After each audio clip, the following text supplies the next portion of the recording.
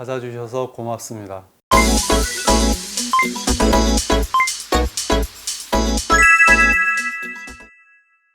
암제치에서는 우리 몸 안에서 만들어진 물질이 막힌 관이나 통로에서 독소, 자가 독소로 작용하여 정상세포가 손상돼 증식, 분화할 수 없는 환경에서 암세포가 만들어진다. 관이나 통로의 흐름을 되살려 정상세포를 살려야 암세포의 성장, 재발, 전이를 멈추게 할 수 있다.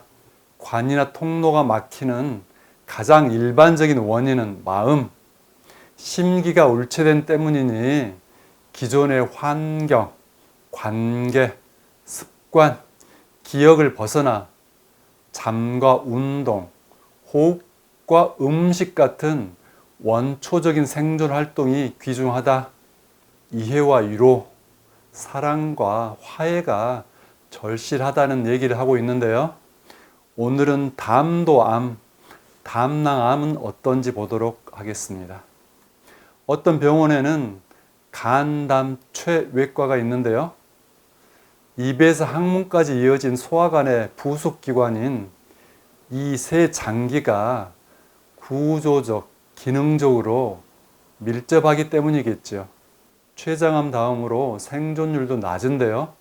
지방 소화를 돕는 담즙의 통로인데다가 새끼손가락보다 가늘고 벽도 얇아 복잡한 주변 장기와 복강 안으로 쉽게 퍼질 수가 있기 때문이라고 합니다. 아시다시피 담즙은 간세포에서 만들어지는데요. 미세담관, 소담관 등을 통해 밖으로 빠져나오고 반대로 소화관에서 양분을 실은 문맥혈은 안으로 들어가 간세포에 닿게 됩니다.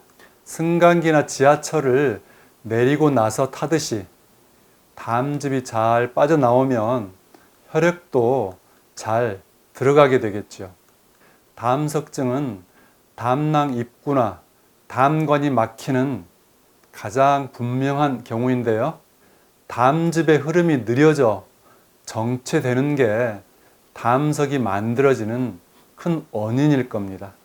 흐르던 강이 막히면 물이 탁해지고 바닥까지 진흙밭으로 되지 않습니까? 그래서 다이어트로 하루 한 끼만 먹는 경우에 담즙을 내보낼 자극이 줄어 담석이 더 잘 생기기도 한답니다. 3대 1 정도의 비율로 여성에게 담석증이 더 많은 이유가 여성 호르몬이 담즙 안에 콜레스테롤 수치를 높이기 때문이라지요. 이렇게 해석할 수 있을까요? 여성 호르몬의 신호에 맞춰서 임신, 출산, 수유를 하는 여성은 여린 생명을 갖고 기르기 위해 그만큼 세심해야 하기 때문이라고요. 반대로 사냥, 어로, 목축을 주로 하는 남성에게는 상대적으로 더 대담해야 할 필요가 있었던 거고요. 담석증과는 달리 담낭암, 담도암에서는 남녀의 차이가 뚜렷하지는 않는데요.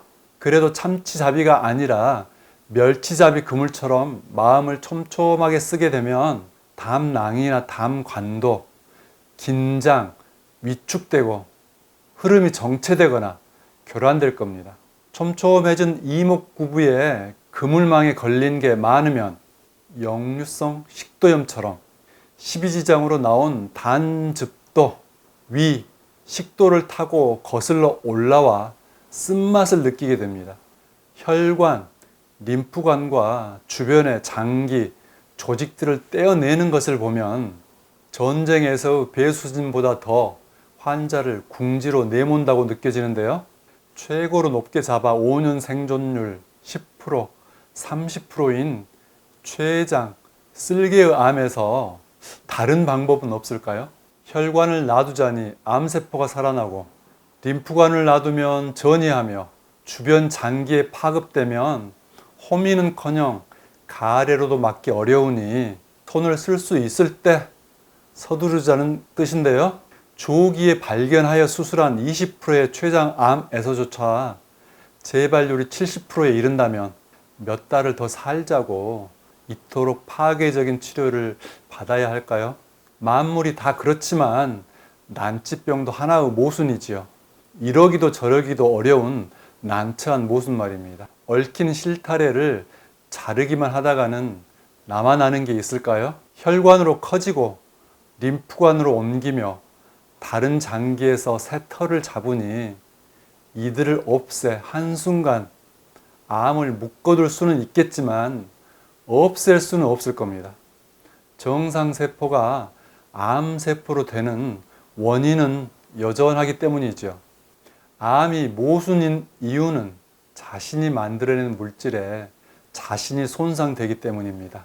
소화기에서는 정체된 위액이나 췌액, 담즙에 의한 자가 소화로, 생식기에서는 깨끗이 비워지지 않고 노폐물로 된 젖이나 생리혈, 정자나 난자, 이들을 키우고 청소하는 세포들에 의한 자가 독성으로, 면역계에서도 뇌 외부의 항원을 청소하는 백혈구, 림프구가 골수와 림프절의 정체로 인한 2차적인 독소로 되기 때문입니다.